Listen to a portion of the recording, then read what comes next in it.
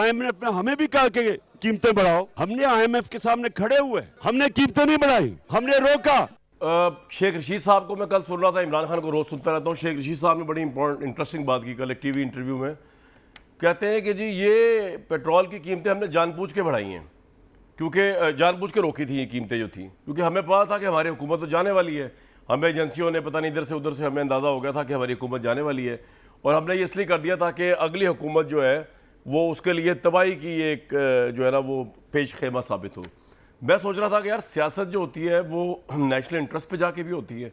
मतलब आप खुद एतराफ़ कर रहे हैं कि आपको चल गया था पता आपकी हुकूमत जाने वाली है, आपने वो वाली सब्सिडी दी जो पाकिस्तान को अरबों रुपए का रोज़ का लॉस दे रही थी, जो IMF के एग्रीमेंट की वायलेशन थी, ये आपने जानबूझ के किया। और वो इसलिए नहीं किया कि आप हुकूमत में रहेंगे, इसलिए आपने किया। आपको पता आपकी हुकूमत जारी है, क्योंकि जब आप हुकूमत में थे तो आपने तो सर झुका के IMF की हर बात को माना था, सर तस्लीम खम किया, दस्तखत किया IMF के ऊपर। तो शेख साहब ये फरमा रहे थे कल, मैं उम्मीद करूँगा कल अगर वो आएंगे तो उनसे पूछूंगा कि हर चीज़ जो है वो सियासत होती है, यानी मुल्की इंटरेस्ट जो है वो भी सियासत है। आज पाकिस्तान को जो दुनिया जहान में सुनना पड़ रहा है कि IMF की वायलेशन कर दी, सब्सिडी ना देने का वादा करके पेट्रोल सब्सिडी दे दी, ये सब शेख रशीद साहब कल जो है फ़खराना अंदाज में फरमा रहे थे। लेकिन फ़ख्र तो खैर इमरान साहब को ही बहुत है। अभी आप सुन रहे थे वो कह रहे हैं हमने IMF की कोई बात नहीं मानी। तो भाई सवाल तो ये है कि हम मुसलमान हैं, एग्रीमेंट साइन करते हैं, जब मुआहदा आप करते हैं, मुआहदा आपने कर दिया तो आप उस पर इम्प्लीमेंट भी कर रहे थे। आज आप गलत बयानी कर रहे हैं, या आपको फिर मुआहदा वो करना नहीं चाहिए था जिसको आप इम्प्लीमेंट नहीं कर सकते बीइंग अ मुस्लिम रूलर। अगर आपने एग्रीमेंट कर दिया है तो अब कैसे हम मुसलमान हैं कि हम उस एग्रीमेंट को भी कह रहे हैं कि हम तो उसको मानते नहीं थे, हमने तो IMF का एग्रीमेंट भी करेंगे और मानेंगे। हालांकि ये बात नहीं है, ये IMF को मानने के अलावा इनके पास कोई चाराकार नहीं था। वो तो वही बात है शेख रशीद कह रहे हैं कि जब इनकी हुकूमत जा रही थी इन्होंने कहा हमें इससे क्या, इनके लिए बारूद सुरंगें बिछा जाओ, जो भी अगले आ रहे हैं। भाड़ में गई पाकिस्तान की क्रेडिबिलिटी, भाड़ में गया IMF का एग्रीमेंट, हमें इससे क्या है, ये मुसीबत जाने और ये जाने। आज भी इमरान साहब ने बड़ी इंटरेस्टिंग बातें कहीं, और उसके बाद मैं आपको बताऊंगा कि असल में ये क्या कहते रहे पेट्रोल कीमतों में।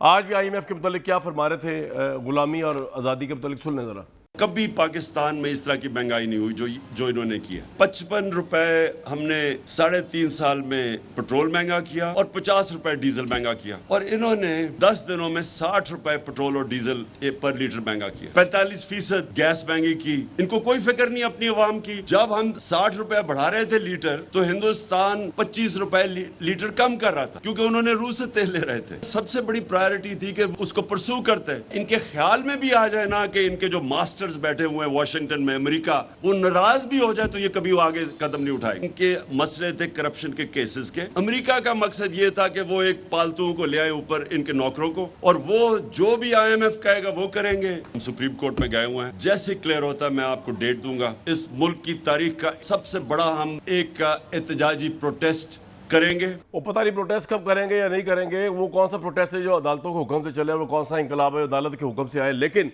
हमारा काम है यहाँ पे सच बता रहा हूँ कि हम तो पॉलिटिशियन या लीडर नहीं हैं। तो इमरान खान साहब ये जो कह रहे हैं कि जी इन्होंने कभी पेट्रोल नहीं बढ़ाया, भाई आपने तो उस वक्त पेट्रोल बढ़ाया। इस वक्त तो आलमी मार्केट में पर बैरल पेट्रोल जो है $121 पर बैरल है। उस वक्त जब आपने पेट्रोल बढ़ाया, और आपकी मैं टाइमलाइन सुनवाता हूँ, उस वक्त पेट्रोल सिर्फ 91 और 84 में फॉल कर रहा था, और कोरोना के दिनों में तो फ्री मिल रहा था, लेकिन आपने उस वक्त भी नहीं लिया। उस वक्त आपने बढ़ाया और आपने जस्टिफाई किया, और किस तरह जस्टिफाई किया जरा वो भी सुन लें। आप पेट्रोल की कीमत जो है वो बढ़ाएंगे, इंटरनेशनल प्राइस है आपकी तेल की वो शूट अप हो गई है, उसमें हम कितनी देर जो है वो रोक सकते हैं। जो इन्फ्लेशन बाहर से आ रही है हम उसका क्या करें। पिछले 3-4 महीने में तेल की कीमत 100% बढ़ गई है। आज हिंदुस्तान के अंदर तेल की कीमत है 250 रुपए लीटर, लेकिन मैं आज आपको कह रहा हूं कि हमें पेट्रोल बढ़ाना पड़ेगा, क्योंकि हम अगर पेट्रोल नहीं बढ़ाते तो हमारा खसारा बढ़ता जा रहा है। अमेरिका के अंदर 40 साल में सबसे ज्यादा महंगाई है, 20 साल में जापान में महंगाई आई है, 30 साल में सबसे ज्यादा बर्तानिया के अंदर महंगाई है। इस तरीके से हम नहीं कर सकते कि ये पेट्रोलियम प्राइसेस आर्टिफिशियली लो रखें। अगर वो बढ़ रही हैं तो हमें वो पास ऑन करनी पड़ेंगी। तो कहने का मतलब ये कि सच और झूठ में इतना ही फर्क है कि जब आप हुकूमत में है तो आप अनल हक है, जो कोई भी है, और वही सच जो आपका है, ख्वाह वो पेट्रोल की कीमतें बढ़ाने का हो या वो महंगाई आलमी तौर पे हिट कर रही है उसका हो, वो फिर जो है वो झूठ बन जाता है, और वो जो है वो आज की हुकूमत के लिए वो गलत हो जाता है। तो मुल्क की इंटरेस्ट में पता नहीं कौन कब सोचेगा, इसका कुछ इल्म नहीं है। ये सबसे अफसोसनाक पहलू है इस तमाम सिचुएशन का, और ये सब करते हैं। ये सिर्फ इमरान खान साहब नहीं है, अगर शहबाज शरीफ साहब भी इस तरह होते हैं इनकी जगह पर, ये वो भी यही कर रहे होते लेकिन फिर इन सब में फ़र्क क्या है? मेरे साथ पॉलिटिकल डिबेट के लिए तो उस्मान डार साहब, मोहम्मद ज़ुबैर साहब होंगे, लेकिन पहले हमें ज्वाइन किया है डॉक्टर हफीज़ पाशा साहब ने। आप बहुत ही मारूफ माहिर माशियात है और उनसे जानने की कोशिश करेंगे, समझने की कोशिश करेंगे पाकिस्तान की इकॉनमी जो है उसका कोई सर पैर समझ नहीं आ रहा किस तरफ जा रही है। पाशा साहब, बहुत शुक्रिया, आपने अपना कीमती वक्त दिया। सर, पहले तो ये ज़रा बता दीजिए कि ये जो आज महंगाई चल रही है, ये जो आज पेट्रोल की कीमत बढ़ रही है, ये शहबाज शरीफ की गवर्नमेंट आने के बाद उनकी गवर्नमेंट की पुअर नेग्लिजेंस की वजह से मुबैना तौर पे हुआ है, या ये होना ही था, चाहे वो आलमी फैक्टर है या इमरान साहब की गवर्नमेंट के 3.5 साल हैं? बादशाह साहब। बिस्मिल्लाहिर्रहमानिर्रहीम। देखिए, सबसे बड़ी वजह कीमतें बढ़ने की तो यकीनन ये है कि बाहर जो है तेल की कीमतें आसमान तक पहुंच रही हैं। आज $120 फ़ी बैरल हो चुका है और इसकी वजह एक तो ये बहुत बड़ी यह है कि रशिया और यूक्रेन की जंग की वजह से। सही। अगर पाकिस्तान अपनी कीमतें मुनासिब तरीक़े से नहीं बढ़ाता तो आप ये सोचिए कि हर महीने आपको सब्सिडी जो कीमत पिछली हुकूमत सेट करके गई थी उसके बेसिस पर आपको हर महीने 100 अरब रुपए की सब्सिडी देनी पड़ती, साल भर 1200 अरब सब्सिडी। हमारे फाइनेंस मिनिस्टर साहब ने ठीक फरमाया कि यह गवर्नमेंट चलाने से 3 गुना खर्चा है, तो ये सस्टेनेबल नहीं था। अब सवाल ये पैदा होता है कि अभी भी सब्सिडी पूरी ख़त्म नहीं हुई है, कम से कम 15 से 20 रुपए और बढ़ाना पड़ेगा, और अगर डॉलर की कीमत कुछ और बढ़ती है तो उस लिहाज से करना पड़ेगा। असल इशू अब जो है IMF के साथ वो ये है कि क्या सब्सिडी हटाने के बाद हमें फिर सेल्स टैक्स और पेट्रोलियम लेवी भी लगाना पड़ेगा।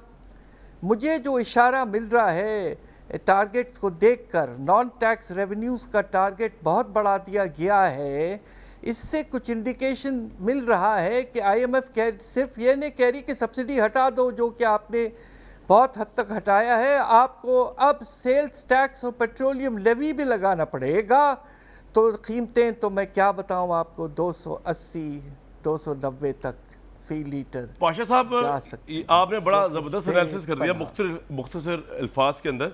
मुझे ये बताइए कि इमरान खान साहब ये कह रहे हैं कि जी अगर मैं होता पावर में तो मैं ना IMF की कोई शर्त मानता, ना मैं IMF के आगे गुलामी करता। हालांकि एग्रीमेंट उन्होंने किया हुआ है, ये लेवी शेवी वाला सारा उनका ही है। आपके ख्याल में बीइंग एन इकोनॉमिस्ट ये पॉसिबल था पाकिस्तान के लिए, जो इमरान खान साहब फरमा रहे हैं कि अगर वो पावर में होते तो ना ये महंगाई होती, ना ये सब्सिडी विड्रॉ होती? बात दरअसल यह है कि IMF का प्रोग्राम तो 219 में पिछली हुकूमत ने दस्तखत किया था। ये 3 साल का प्रोग्राम था, अब ख़त्म होगा सितंबर 2022 में। और आप ये देखिए कि छठा रिव्यू कंप्लीट करने के लिए किस तरह के सख्त इक़दामात इम्प्लीमेंट किया पिछली हुकूमत ने। स्टेट बैंक को बेतहाशा ऑटोनॉमी दे दी। हम सब कहते रहे कि यह हद से ज़्यादा ऑटोनॉमी है, ये पाकिस्तान का एक इदारा है, इसको एक हद तक आप ऑपरेशनल ऑटोनॉमी दे सकते हैं मगर पॉलिसी ऑटोनॉमी ना दें, मगर हमने वो भी दिया। दूसरी तरफ आम अशिया पे जो सेल्स टैक्स माफ़ था वो आपने हटा दिया। अब आहिस्ता आहिस्ता वापस से इस हुकूमत को लाना पड़ रहा है। सोलर जो मशीनरी है उसको आपने उस पर टैक्स लगा दिया था, उसको कम करना पड़ रहा है। तो पिछली हुकूमत ने तो बड़े भारी भारी से इक़दामात किए IMF को अपने उस साथ रखने के लिए, और पता नहीं क्यों 7वें रिव्यू के वक्त में, जिस तरह आपने कहा, शायद उन्हें एहसास हो गया था कि आगे एक फ्यूचर हमारा नहीं है, तो इसलिए उन्होंने प्रोग्राम को वायलेट किया है। मेरी आपसे गुजारिश ये है कि पाकिस्तान को इस वक्त एक ऐसे छतरी की ज़रूरत है जिससे हमारी इंटरनेशनल क्रेडिट वर्दीनेस थोड़ी सी वापस आए। मूडीज़ ने तो आपको डाउनग्रेड कर दिया है, तो इसलिए हम सब कह रहे हैं कि हमें खुद ख़ास मोहब्बत तो नहीं है कि IMF के पास जाएं, मगर जबकि कीमतें आसमान तक बढ़ीं और आपका खसारा बेतहाशा बढ़ गया और आपके रिज़र्व्स गिर गए, तो आपके पास कोई रास्ता नहीं है। ये इदारा इसलिए बना है, बैलेंस ऑफ पेमेंट्स के क्राइसिस के लिए बनाया गया था। यूनाइटेड नेशंस ने ब्रेटन वुड्स इदारा ये है, तो ये मुनासिब है। पाशा साहब ये बताइएगा कि ये अगर सब्सिडी आप कह रहे हैं कि हम IMF के एग्रीमेंट की वायलेशन की, शेख रशीद साहब ने कल बरबला ये कहा है कि हाँ हमने की और उन्होंने रोका था, हमने एग्री किया था हम सब्सिडी नहीं देंगे, लेकिन हमने पेट्रोल पे सब्सिडी इसलिए दी क्योंकि हमारी गवर्नमेंट जाने वाली थी, तो हमने कहा ठीक है अगले भुगतेंगे, हम तो जा ही रहे हैं। आपके ख्याल में IMF के एग्रीमेंट की जो इमरान खान साहब ने वायलेशन की, क्योंकि उनकी हुकूमत जाने वाली थी, उनको पता था उनको ऑनर नहीं करना, इससे हमें ओवरऑल हमारी फाइनेंस की या ओवरऑल इकोनॉमी की क्रेडिबिलिटी किस तरह वायलेट हुई है? ज़रा आम अल्फाज में अगर लोगों को समझा सकें आप प्लीज़। देखिए बात यह है कि आप जब एक एग्रीमेंट करते हैं और एक प्रोसेस में होते हैं, जिस 7वां रिव्यू का प्रोसेस चल रहा था, और अगर आप मुझे इजाज़त दें तो मैं ख़ुद ये समझता हूँ कि वो पिछली हुकूमत ने किया जो किया, मगर हमारी नई हुकूमत ने डिसीशन लेने में भी बड़ा वक्त लिया। सही। और उसके नतीजे में उसके दौरान आप देखें कि रुपए की कदर में कितनी कमी आई। तो एक लिहाज से ये दोनों तरफ से कोताहियाँ हुई हैं। अब अल्लाह के फजल से कुछ हम आगे बढ़े हैं, तो आगे हमें ये रास्ता अख्तियार करना चाहिए।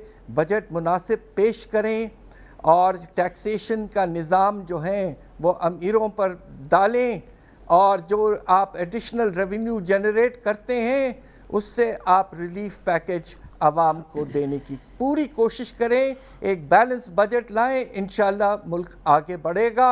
हमारी सबकी ये दुआ है। Sir my last question to you Pasha साहब के जो पॉलिटिकल अनसर्टेनिटी है, कोई दो राय नहीं, उसका ताल्लुक फिर इकोनॉमिक अनसर्टेनिटी से हो जाता है। तो जिस तरह इमरान खान साहब हर एक हफ्ते बाद कह रहे हैं कि मैं धरना भी दूंगा, प्रोटेस्ट भी करूंगा, ये भी पता नहीं चल रहा है ये गवर्नमेंट इलेक्शन 2 अगस्त 2023 तक कराएगी या फौरन कराएगी। इसका भी आपको लगता है डॉलर पे और इकॉनमी में फ़र्क पड़ रहा है, या आपको लगता है कि नहीं ये अदर फैक्टर्स हैं जो इसको डिटरमिन कर रहे हैं पाकिस्तान की मईशत को? देखिए, मूडीज़ ने जो डाउनग्रेड किया आपको और आपको डिक्लेयर किया अनस्टेबल, उसमें उनका इशारा इस बात पे भी था, पॉलिटिकल अनसर्टेनिटी पे था। इसके अलावा उन्होंने यकीनन ये कहा कि आपके रिज़र्व्स कम हो गए हैं, और कुछ ये भी कहा कि गवर्नेंस के इश्यूज हैं, मगर साथ साथ ये भी कहा कि पॉलिटिकल अनसर्टेनिटी की वजह से पाकिस्तान के बाहर परसेप्शन काफ़ी ख़राब हो रहा है, लोग पैसा निकाल रहे हैं और उसके नतीजे में रुपए की कदर में गिरावट आ रही है। राइट। पाशा साहब लास्ट क्वेश्चन, सॉरी आपको मैंने बहुत टाइम आपका ले लिया। ये जो रशियन ऑयल की बात बार बार की जा रही है कि अगर रशिया का ऑयल आ जाए तो पाकिस्तान में 30% सस्ता ऑयल मिल जाना था, जो इमरान साहब कह रहे थे, लेकिन क्या पाकिस्तान के पास वो रिफाइनरीज भी हैं जो रशिया के क्रूड ऑयल को जो है वो रिफाइन कर सके? क्योंकि हमारे पास तो यूएई के ऑयल के ही एडजस्टमेंट्स हैं, प्लान्स हैं, प्लांट्स लगे हुए। जी बिल्कुल, आप ठीक कह रहे हैं। टेक्नोलॉजी का प्रॉब्लम भी है, और साथ साथ एक और प्रॉब्लम भी है कि चूँकि सैंक्शंस लगने के इम्कानात बहुत हाई हैं। अगर हम रशिया की तरफ इस वक्त जाते हैं तो अमेरिका तो इस वक्त नाराज़ यकीनन होने का ख़तरा मौजूद है, और आपको तो पता है कि अमेरिका IMF का सबसे बड़ा मेंबर है बोर्ड का, तो इसके आगे मैं कुछ कहना नहीं चाहता। इस वक्त सोच समझ के हमें आगे बढ़ना चाहिए। बिल्कुल सर।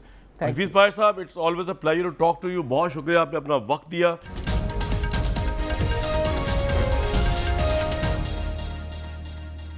जुबैर साहब और उस्मान डार साहब हमारे साथ प्रोग्राम मौजूद है।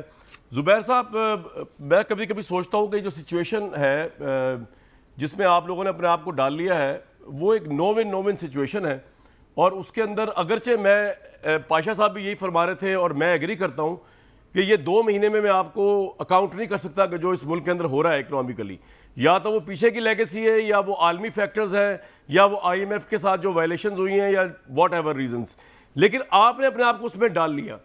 अब उसमें से निकलने की कुछ सूरत हाल नज़र नहीं आ रही। पेट्रोल ऊपर से ऊपर जाई जा रहा है, लोगों को नहीं समझ आ रहा कि ये पर बैरल क्या होता है, बाहर क्या होता है, डॉलर नीचे आ नहीं रहा, लोगों को समझ नहीं आ रहा कि ये वजह क्या है, आलमी कीमतें क्या हैं। वो आप सारी जिम्मेदारी इमरान खान का जो जितना भी मईशत का बार था, या जो आलमी हालात की इस वक्त तंगी है मईशत की, वो आपने उठा लिया। वो क्यों उठाया है? Fresh elections is the Wahid solution जैसे इमरान खान कह रहे हैं, आपको नहीं लगता जुबैर साहब? एक तो जो आपने हफीज़ पाशा साहब ज़ाहिर है बहुत बड़े इकोनॉमिस्ट हैं, लेकिन जो आपने उनसे सवाल पूछे थे वो आप मेरे से और उस्मान से भी पूछ सकते थे, because there is nothing without political economy. हर चीज़ का डायरेक्टली लिंक्ड होता है कि जी आपकी जो फैसला साजी होती है मईशत की, जिस तरह उन्होंने कहा कि कुछ फैसले देर से किए थे, यानी कि अप्रैल के मिड में तेल की कीमत बढ़ाने का फ़ैसला हुकूमत के पास था, लेकिन ऑब्वियसली हम नए नए आए थे और एक पॉलिटिकल इकोनॉमी को हम इग्नोर नहीं कर सकते थे, और जो मुश्किलात ज़ाहिर है इमरान खान छोड़ के गए थे उसको भी देखना था। इलेक्शन देखें, ये इसमें दो राय थी और होनी भी चाहिए थी जब वोट ऑफ नो कॉन्फिडेंस से पहले कि जी अगर कामयाब होगा वोट ऑफ नो कॉन्फिडेंस तो हम कितनी देर हुकूमत करेंगे, और उसमें एक बहुत बड़ी इम्पॉर्टेंट जो कंसिडरेशन थी वो इकोनॉमी ही थी कि क्या इस मुश्किल वक्त में हम इकोनॉमी के हवाले से हमें सबको पता था कि हम IMF के पास जाना होगा। IMF के पास जाने का मतलब ये सख्त कंडीशंस होंगी, वो हम इम्प्लीमेंट करेंगे तो उसका पॉलिटिकल बैकलैश भी होगा, उसको भी कंटेन करना पड़ेगा। वो अनपॉपुलर फैसले होते हैं जब भी आप IMF के पास जाते हैं।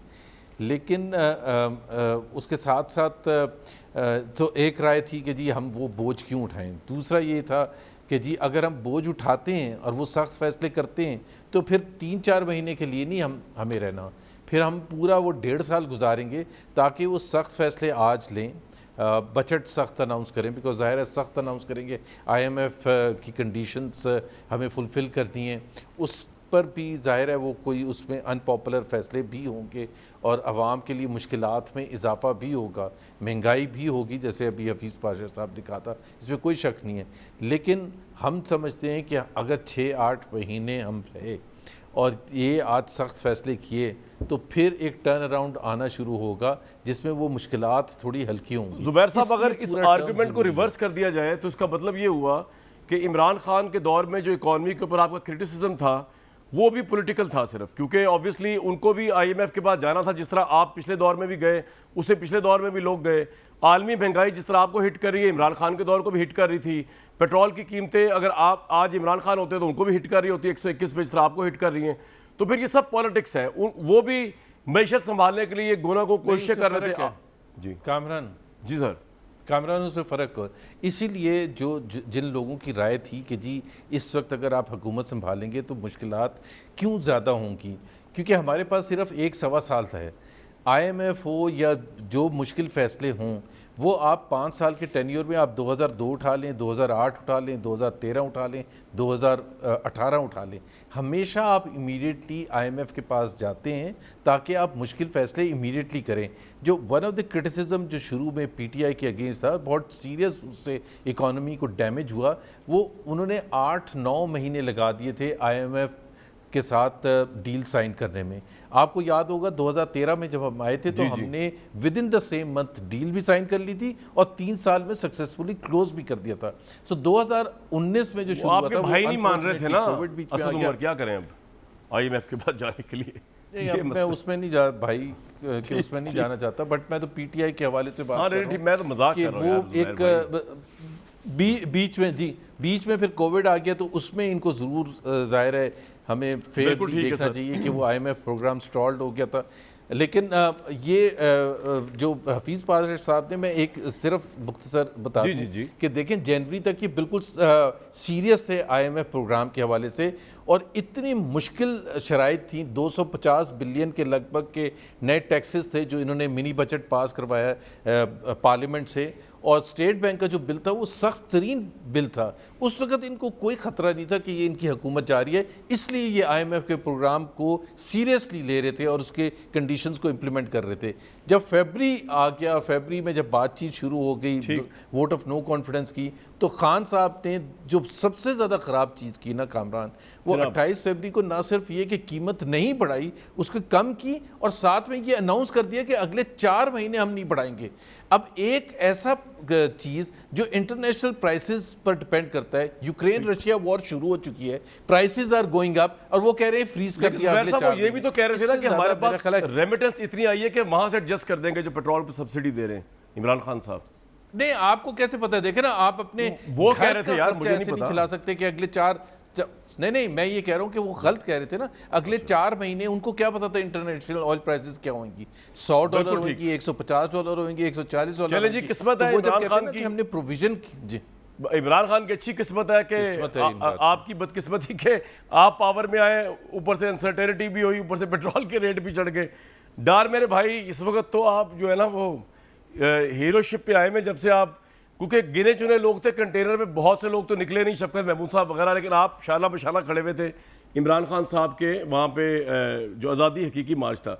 मेरे भाई बात ये है कि 1.25 साल रह गए हैं, 1.25 साल इनको जो ये अपना टिल का जोर लगा सकते हैं इनको लगाने दें।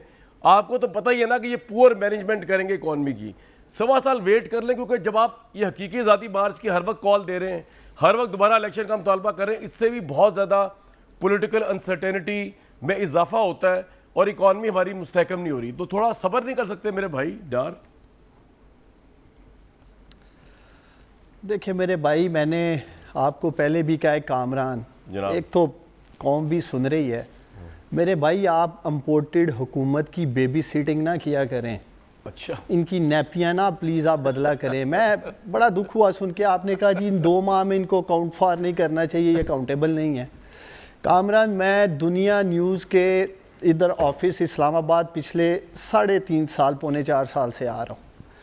आज जब मैं आया हूँ तो पूरी स्ट्रीट के ऊपर इंक्लूडिंग दुनिया न्यूज़ यहाँ जनरेटर में प्रोग्राम हो रहा है। मेरा सवाल ये है कि पिछले पौने 4 साल तो लाइट नहीं गई यार, इन्हीं 2 माह में क्यों लाइट जा रही है? आपका भी चैनल जो यहाँ ऑफिस में मैं बैठा हूँ, जनरेटर और सारा कुछ चल रहा है। दूसरा ये कह रहे हैं जी कि ये तो पोर्ट्रेट करते थे कामरान कि हम तो बड़े तजर्बाकार हैं, 30 साल का इन्हें तजर्बा है।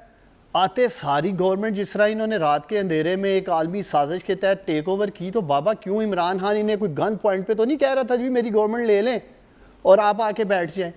तो इनका 30 साल का जो इनके नलायके आला हैं, जो खुद को पंजाब के हादमे आला कहते थे और साबित हुआ कि वो नलायके आला हैं, और उनकी ये नलायक 11 जिसे मैं कहता हूँ, ये क्या कर रही है? अभी पाशा साहब होते तो मैं उनसे पूछता कि हर शख्स कामरान एक अल्टरनेटिव रूट की तरफ जाता है। मेरे लीडर ने, आपके साबिक वज़ीर आज़म ने, इमरान खान ने रशिया जाकर जो ऑयल वगैरह की डील की, गंदम पे डील की इसलिए कि कीमतें कंट्रोल होनी चाहिए, और उसकी वाजिया दलील पाकिस्तानियों ये है कि हिंदुस्तान में पेट्रोल की प्राइसेस नीचे आ जाती हैं क्योंकि वो रशिया से पेट्रोल ले रहे हैं। और दूसरी तरफ मैं ये सवाल उठाता हूँ कि ये इंपोर्टेड हुकूमत पाकिस्तानियों आज तक एक डॉक्यूमेंट सामने नहीं लेके आई जो आखिरी डील कर रहे हैं जी। इमरान खान IMF से डील कराया था कि पेट्रोल जो है वो 250 रुपये लीटर होगा, और इमरान खान कर नहीं रहा है। कोई डॉक्यूमेंट तो सामने लेके आए ना कि ये लास्ट डॉक्यूमेंट है जो साइंड है। इन्होंने रशिया पे हमारे ऊपर सवाल उठाया, हमने वो डॉक्यूमेंट पेश कर दिया हमारे सर ने, ये बात आप हमारी डील चल रही थी। बात तो ये तो कि मुझे सर अब 3 बातें सुन लें जरा। पहली बात तो ये मेरे भाई, ये इंसाफ का तकाजा है। जब आपकी हुकूमत आई थी तो हमने जो है वो आपको कुछ नहीं कहा, 1 साल तक ना अवामी सर्वे चलाया, ना मैं अवाम के पास गया। पहली दफ़ा जब मैं गया हूँ KP की अवाम के पास, जब आपकी गवर्नमेंट को 1 साल पूरा हो गया था, तो ऑब्वियसली अब मैं PTI का तो वर्कर नहीं ना हूँ कि मैं PTI के हिसाब से चलूँगा कि एक हुकूमत जो 2 महीने में आई है मेरी उससे कोई हमदर्दी नहीं होगी, या हो सकता है हमदर्दी हो। रिगार्डलेस ऑफ दैट मैं किस तरह जर्नलिस्टिकली उसको 2 महीने के अंदर एवेल्युएट कर सकता हूँ, नंबर 1।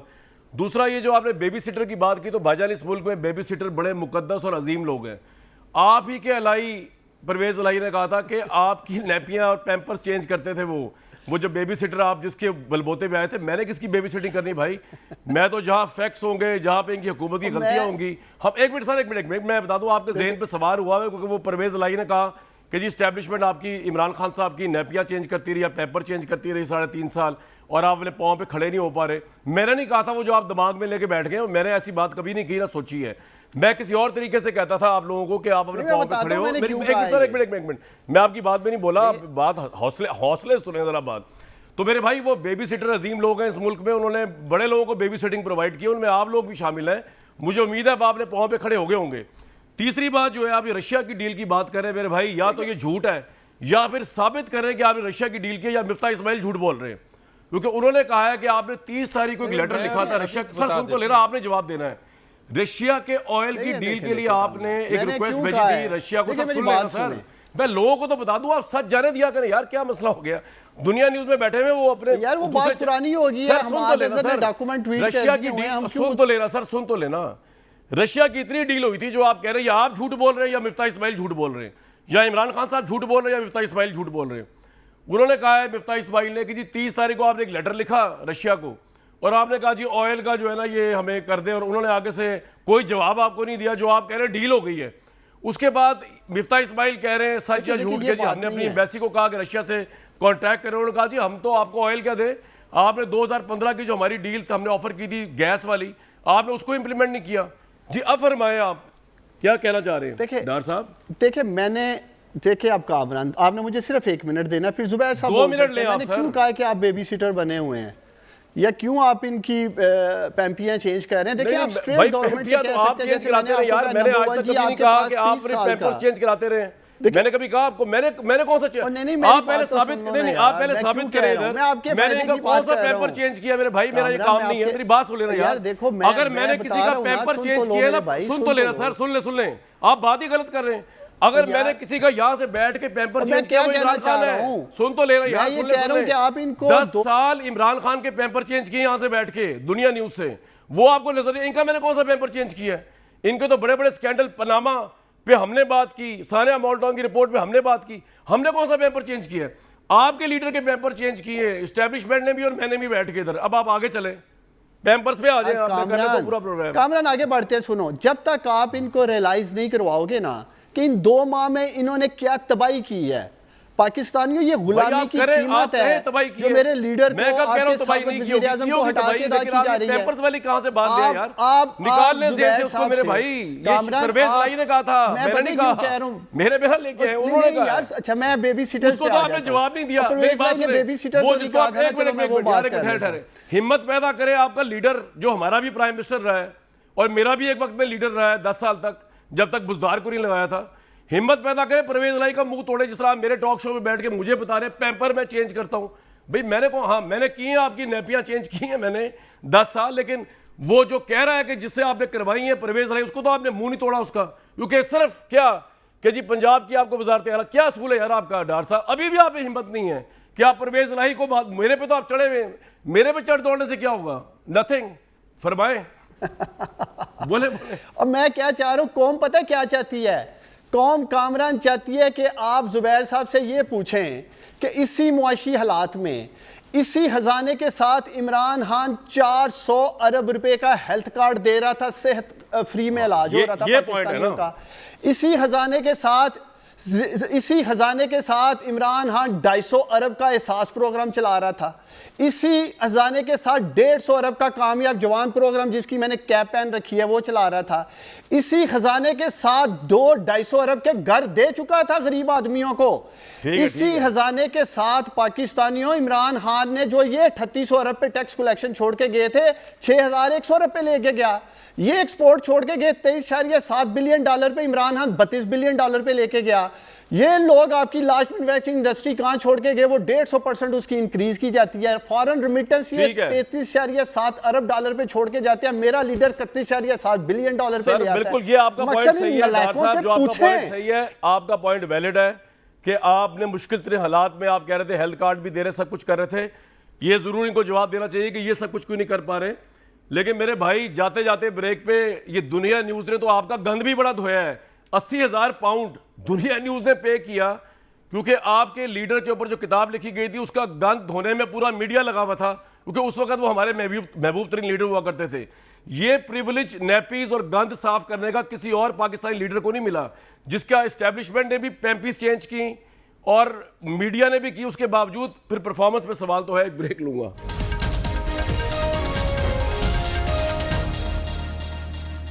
बाईस फरवरी 2022 को इमरान खान साहब ने रूस का दौरा किया, वहां कोई मेमोरेंडम साइन नहीं हुआ, वहां कोई एग्रीमेंट साइन नहीं हुआ।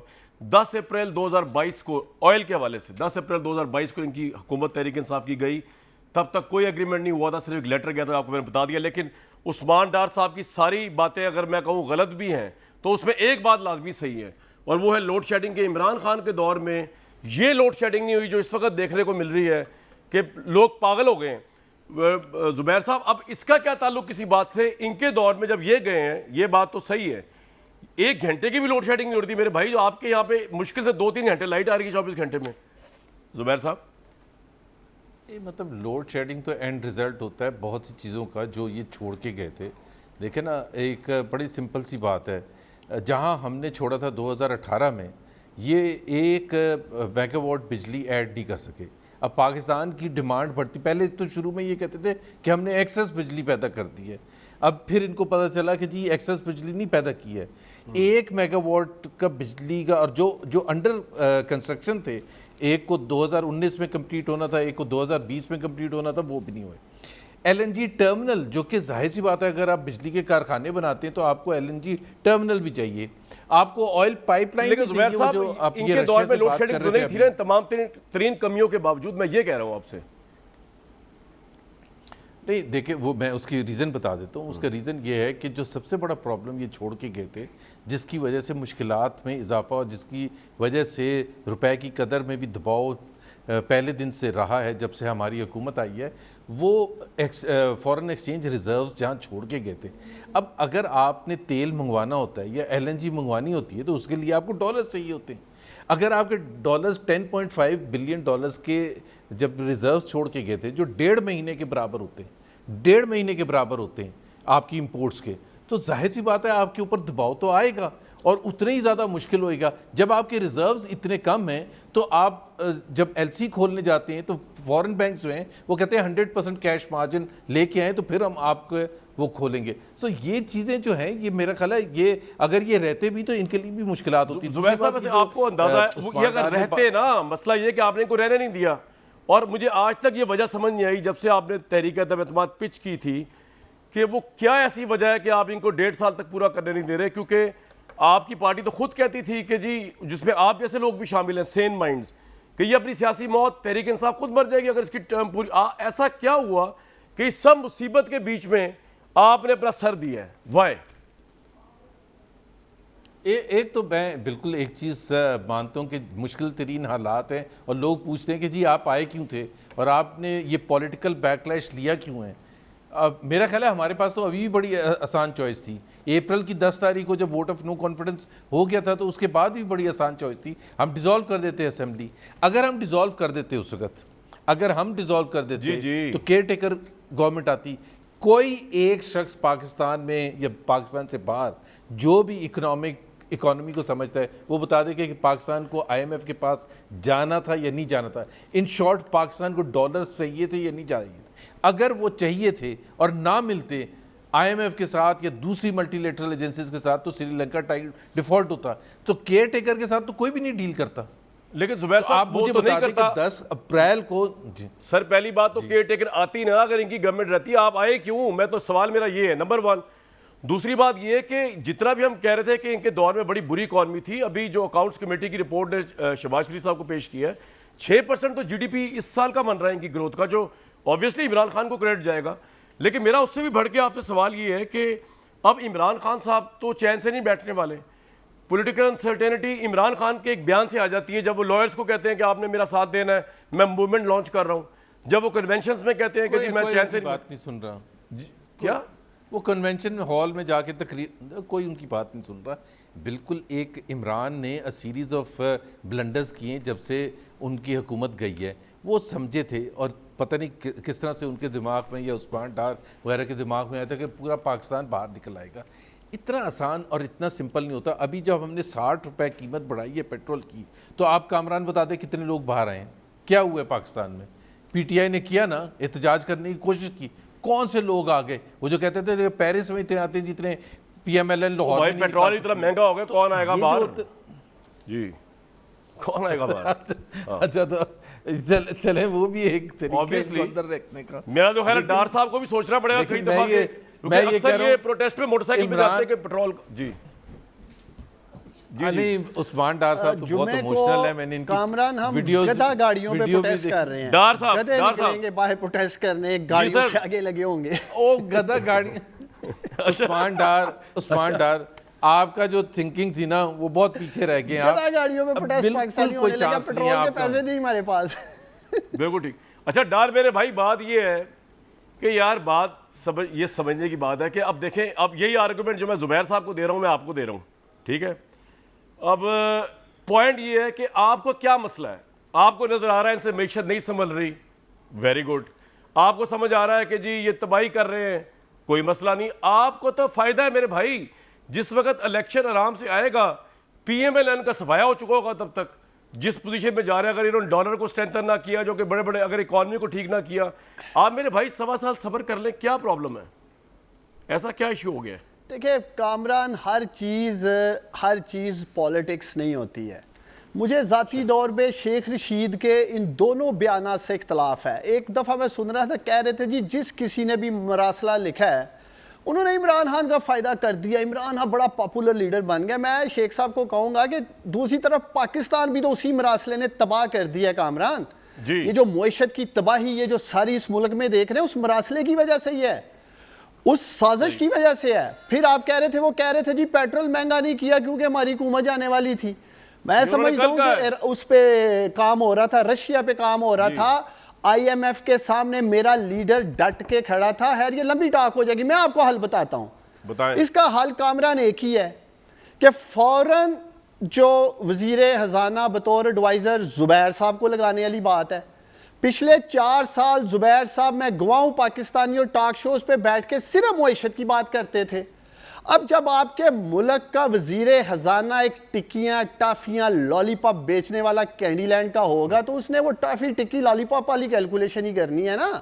फिर वो बड़ा आपने खुश किया जुबैर साहब को, ये डॉलर की इकोनॉमी हैंडल नहीं कर description सकता। तो मैं जुबैर साहब का हामीकार हूं। फिल फौरन यार पाकिस्तान इनको के top फाइनेंस economist मिनिस्टर को लगना आपने चाहिए, lollipop वाला इनको बना बड़ी दिया, ये समझ ज्यादती बूझ की है थोड़ी सी। इकोनॉमी की। मिफ्ता भाई के साथ जी। यार मैं वो कारोबार जो करते हैं, नहीं, तो मैं आप मेरे ये तो कब से हकीकत है ना, हमदर्द हो कैंडीलैंड के वो मालिक हैं, हाँ, सही है। टॉफी का काम है, लॉलीपॉप। अब वो अवाम को लॉलीपॉप मैं दे रहा है इनको जवाब मिफ्ता दे देता इस्माइल। हूं। जी, वैसे भी जुबैर उसका साहब काम का मैं लॉलीपॉप जवाब बनाना दे है। दूं उस्मान जी, डार, जुबैर साहब, ये है, आप ही मैं की एक सवाल, जुबानी, जुबैर साहब, आप ही की जुबैर साहब, भाई डार साहब इस जुबैर वक्त साहब, बने आप हुए GDP पे वो बड़ा राग लाते थे। इंडियन फिल्म आपके में वो थे ना, तीसरे शाहरुख साल खान ने एक में- रोल प्ले किया था राम जाने वाला, एग्रेसिव। बचे इनसे जरा आप। जुबैर साहब की बात सुन ले यार, ठहर जाए डार भाई जी, क्योंकि वो जो आपने पट्टी बांधी थी ना उस दिन, डार साहब, जिस दिन था वो मार्च, पट्टी उस तरह ही बांधी हुई थी, राम जाने की डार। तरह। जी पहली जुबैर बात साहब, आप तैयार हैं पहली कि नहीं बात वजीर ये है कि खजाना जब बनने के लिए? आपने- कौम जानना चाहती है। पहले तो मैं आपको जवाब दे दूं, आपने 4 वजीर ख़जाना बदले थे 3.5 साल में, और जब हम आपसे ये और पता नहीं 4 एनर्जी मिनिस्टर्स और 7 FBR चेयरमैन, तो आपका एक जवाब होता था कि कप्तान जो होता है, जो प्राइम मिनिस्टर होता है, उसका ये प्रेरोगेटिव होता है जी कि जो वो किसको अपनी टीम में शामिल करना चाहता है, opening batsman and bowler and whatever. तो पाकिस्तान का ना आइन बदला है ना कोई सर, ये आपको असद उमर साहब की वजह से कह रहे हैं, आप ये ना समझेगा आपकी तारीफ कर रहे हैं। असद उमर इनके दिल के बड़े करीब है, लेकिन मैं ब्रेक पे जा रहा हूं, ब्रेक पे जाने से पहले जो मेरा डार भाई है ना, मैं चाहूंगा कि यार चले, मुझे तो आपने जो कह दिया, हमारा सीना हाजिर है जनाब। हमने तो इमरान खान की वजह से भी बड़े तीर खाए नून लीग के। यार हम आप अब मेरे आपसे फेवरेट एंकर हो कामरान, मैं हर शो में कह के जाता हूँ, बस आप मेरे फेवरेट एंकर हो, बड़े दबंग एंकर हो, बैलेंस बात करते हो। मैं असल कुछ और पैम्पर्स को मैं किसी और कॉन्टेक्स्ट में कह रहा था, आप इनको जरा खींचो, इनको थोड़ा झंझोड़ो ताकि कौम को फायदा हो। ओ भाई जुबैर साहब, दिल आपको कैसे तो भाई खींच, जब हम इतना अच्छा काम कर रहे हैं तो वो क्या खींचे, जब हम इतना नहीं, जबरदस्त अल्लाह काम ही कर रहे करवा हैं। दे। वाज़ेह चले, फर्क है, मेरा भाई आप जो चले परफॉर्मेंस डार भाई, है और मैं हमारी आपकी परफॉर्मेंस खातिर, वाला। एक मिनट भाई, एक मिनट ब्रेक, डार भाई आपकी खातिर मैंने पहले सोचा था कि 1 साल बाद इनकी धज्जियां उड़ा देनी है, लेकिन चले अब आपकी खातिर अभी 2 महीने हुए, 2 महीने और दे दें, उसके बाद इनकी धज्जियां उड़ा देंगे। आपकी खातिर 8 महीने का वेव ऑफ दे दिया मैंने, एक ब्रेक लूंगा जी।